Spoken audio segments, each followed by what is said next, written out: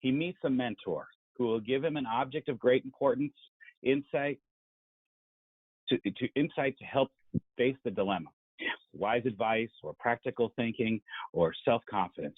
The mentor helps dispel doubts and offers strength and courage to begin the quest.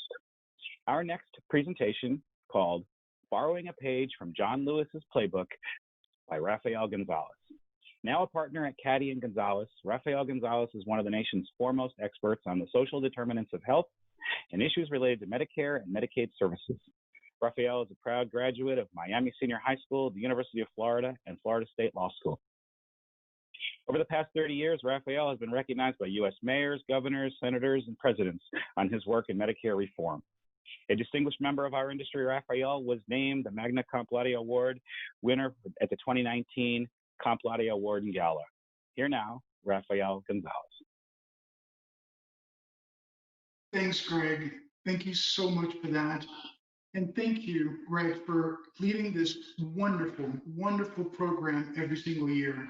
It really is amazing how you are able to weave all of our stories into one message. So we're grateful that you continue every year to agree to provide this wonderful program and lead us through it.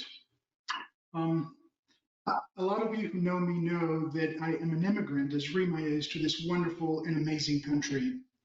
I was born in Cuba, and early on, escaping communism, traveled to Spain. We waited our turn in Spain to ultimately get permission to enter this amazing land of wonderful opportunity.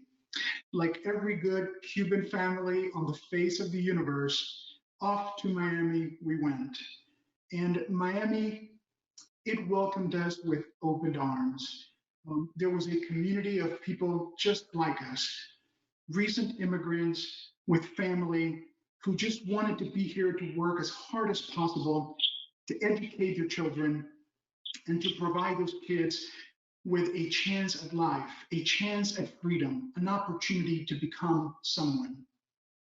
Loved growing up in Miami. Having had that background, though, I did not know a great deal about the civil rights movements, the details of it, and the personalities that were so instrumental in the civil rights movement. I did, however, have an opportunity in the fall semester of 1979 to meet John Lewis, the great, now late John Lewis. He had not yet become a member of Congress and had started to think about that. He knew several folks in the South Florida community, and one of them was our social studies teacher. So he agreed to come to our school, to our middle school, and talk to us about his experience, his day-to-day, his absolute courage to do some of the things that ultimately history tells us he was engaged in. I heard and I saw with my own eyes stories about what it meant to be a Black individual in the South in the United States. He talked very openly and very honestly about growing up in Alabama. And he watched Dr. Martin Luther King Jr. on television and heard him on the radio talk about the civil rights movement and all of the components and all of the things and all of the activity that it was rendering throughout the country. John Lewis indicated to us that day that what he thought was missing was the activity of young people. And he wanted to so desperately to become a part of that movement. So he did what maybe only a 15-year-old kid would do. He decided to write a letter to Dr. King. He decided to ask Dr. King if he could become a part of this movement. He suggested to him that the movement needed young minds and needed young individuals and the energy of young folks. Dr. King, and I think he was as surprised as anybody, John Lewis was, Dr. King wrote back. Dr. King sent him a note indicating that he welcomed the opportunity to meet with him, and he also sent him a bus ticket to ride from Alabama to Atlanta, Georgia, to meet with Dr. King. The rest, as we now know, is history. John Lewis changed our country. He changed our world. And it began with a simple act of writing that letter. Ladies and gentlemen, I heard John Lewis that day, and I took that message.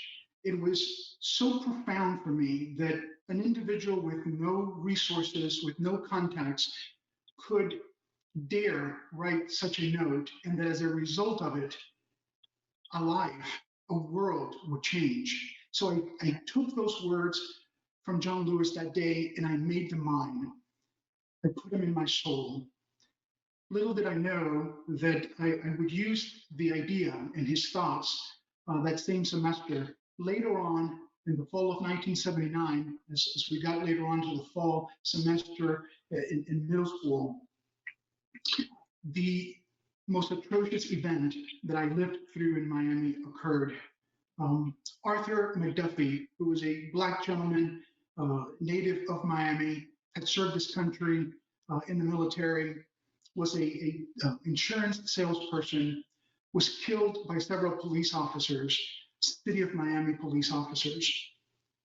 The original report written by those police officers indicated that Mr. McDuffie, riding his motorcycle that day, was speeding.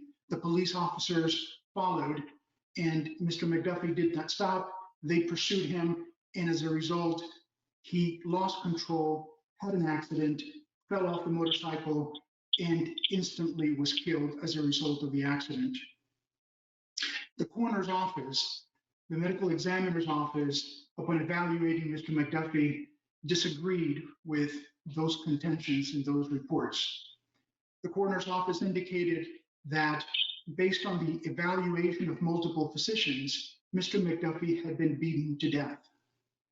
They found that some of the skull injuries were so significant that they were between 6 and 10 inches deep. So the conclusion of the coroner's report is that Mr. McDuffie was murdered on this particular day by several blunt hits, trauma to the skull, to the head.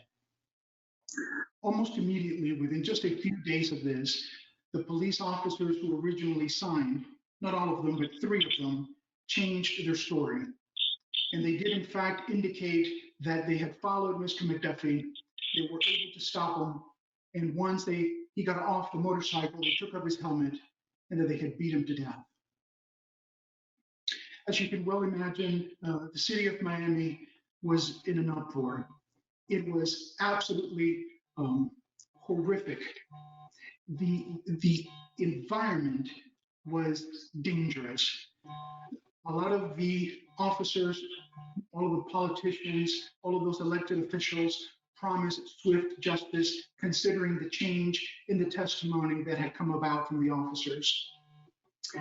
Unfortunately, it took about 5 or 6 months before the case ultimately went to court. They removed the case from Miami to Tampa because of the potential danger.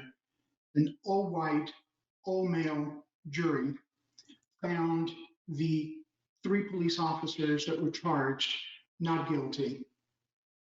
Immediately upon that news reaching Miami, there were uncontrollable behaviors all throughout the city.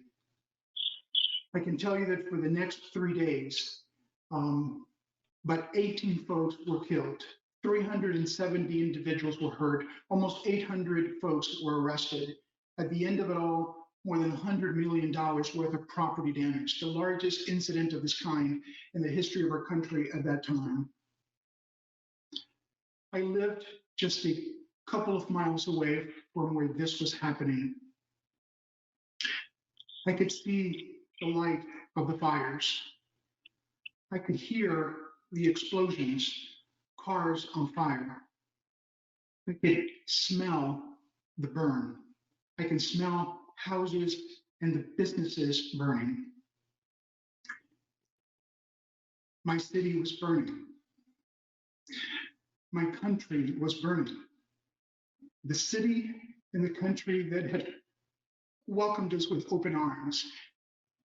This wonderful and amazing land that had given us this incredible opportunity was burning. People were frustrated, people were angry, people were desperate. I'm 15 years old. I have no voice.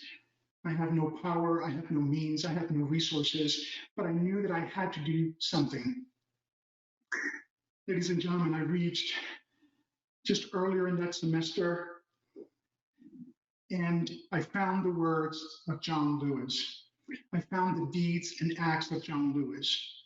So all I knew is that tennis, of all things, I had been teaching tennis for the City of Miami Parks and Recreation for 3 years. It was a wonderful sport. I not only taught folks how to hit forehands and backhands, but it gave me the opportunity to speak to the communities. And on this particular day, I decided I want to use tennis to talk to my city again. I thought about who out there could help me. And the only Black tennis player that I knew of was Arthur Ashe. He had won a 1978 US Open, 1972 US Open, 1968 Wimbledon. I literally took a piece of paper, remember the 3 holes, the lined paper in our notebooks, and I wrote a letter to Arthur Ashe. I literally explained to him exactly what I've explained to you. My city, my country was burning, and I have to do something. I need help. Will you help me, please? Only a 15-year-old kid would have thought that, of course, he's going to answer the letter. Ladies and gentlemen, 2 weeks later, in my mailbox, arrived a note from Arthur Ashe. The note indicated, don't give up. Even when things look darkest, don't ever give up, especially when you're doing right. Along with that note, ladies and gentlemen, there was a check attached to it, a check for $1,000. I immediately ran to the city Parks and Recreation folks, and of course, I told them what I had done. Their first reaction was, "You've done what? You wrote to who?" They took the letter, they took the check. A couple of days later, they called me to the city office. And what happened next changed my life. It's changed my thoughts about the entire world. The city folks told me that it had taken a 15-year-old kid to make them realize that this is exactly what we needed to do. So the city committed to spending thousands of dollars to buy over 10,000 tennis rackets and tennis balls and t-shirts. The county committed to letting us use the International Tennis Center. That's where the professionals would play all of their tournaments. The Boys and Girls Club committed to providing us transportation so that we could take the kids over to the International Center. Organization after organization provided us assistance, help any which way they could to make this kid's dream come true, to be able to reach out to our affected community and to talk about what was happening to us. For the next 7 years, it provided me the opportunity to visit all of the communities in Miami, especially those that were minority communities.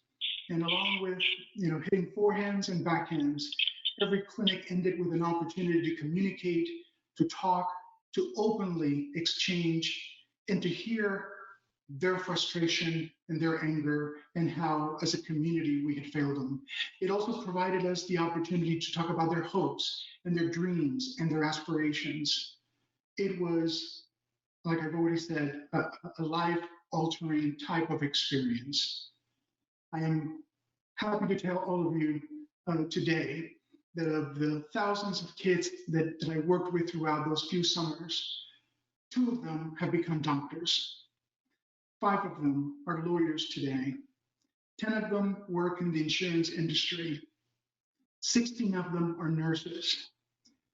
22 of them are teachers. I have very, very little to do with that. But I'm so incredibly grateful and so honored to have been able to be a part of their lives. We have now celebrated the 4-year friendship. And I say that because in the middle of the summer, on May 26th of 2020, almost exactly 40 years to the day when the McDuffie trial was over and this horrific nightmare began in Miami. George Floyd was killed by police officers in our country. And all of you saw what happened this summer. This time around, it just wasn't the Black community. This time, Black, white, brown, Hispanic, Asian, men, women, everybody took to the streets. Everybody showed up. Everybody had a voice in making sure that we all were congruent in the message that this has got to stop. Our cities, they're still burning, folks. Our individuals, our communities, they are still angry and frustrated, and they're still suffering. But I want to leave you with the words that meant so much to me from Arthur Ashe. Don't ever give up. Even when things look the darkest, don't ever give up, especially when you're doing right. So I want to use this opportunity to encourage all of you to be the lever, to be the voice, to push, to show up, to volunteer, to engage, to be active, to vocalize your concerns. It's time. We have to eradicate racism. Cannot exist in our country anymore. Thank you all so much.